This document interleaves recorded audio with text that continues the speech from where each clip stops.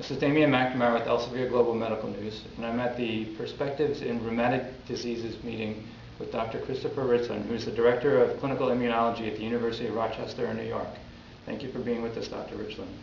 Thank you. It's a pleasure to be here, Damian. Now, one of the things that you're going to talk about tomorrow at this meeting is the interface between rheumatologists and dermatologists and how it's important to have that kind of coordinated care. Can you tell me a little bit more about that? Of course. So psoriatic arthritis is a disease that involves not only the joints but also the skin, as well as these patients have a higher prevalence of metabolic conditions such as diabetes and metabolic syndrome, and they also have an increased risk for cardiovascular disease. Also, these individuals often do not see primary care doctors because they're younger and they're seeing a dermatologist and a rheumatologist, so it's incumbent upon us to manage their care globally. In order to do that, we need to work together. So not only in terms of treating their joint inflammation, but also helping to manage their skin conditions and their overall health. And to do that requires close collaboration between dermatology and rheumatology.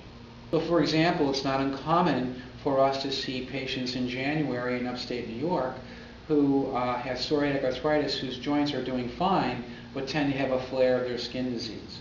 So the treatments for that skin disease can range anywhere from light therapy to topicals to adding methotrexate or cyclosporin or actually increasing the dose of an anti-TNF, for example, if they're on that. But it's really very individualized, and it requires close discussions between rheumatology and dermatology to really reach therapies, choose therapies that are most effective for the individual patient.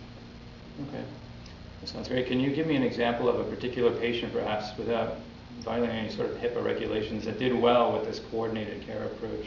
Yes, I can describe a patient who had psoriatic arthritis, who had very much similar to what I just described, a very severe flare of psoriasis, who had gone to a dermatologist outside the area, who stopped their anti-TNF medication and put them on a drug called eculizumab, which is an agent that blocks T cells.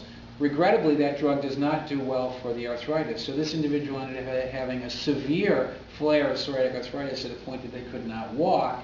Their psoriasis did somewhat better, and they ended up at our psoriasis center, which we have in Rochester, where we have close collaboration. We work together with dermatology, and we were able to develop and put that patient on treatments that were able to address both the skin and the joint, and the patient did ultimately do very well. What are the unanswered questions in psoriatic arthritis? Like, what still needs to be addressed? I think the major question is, what are the underlying mechanisms that link the joint and skin disease? And the skin and joint disease, because in most patients the skin disease proceeds by up to 10 years. And I think that with the revelation of some of the basic immune mechanisms, we're getting closer to understanding that important links, but still we have a lot of work to do. I think the other important area that we're very interested in is trying to identify those patients with psoriasis who are at risk for arthritis so that we can do early intervention to perhaps even prevent the onset of arthritis in the 25% of patients with psoriasis who are destined to get inflammatory arthritis. Okay, thank you very much for being with us. This has been Damian McNamara with Elsevier Global Medical News.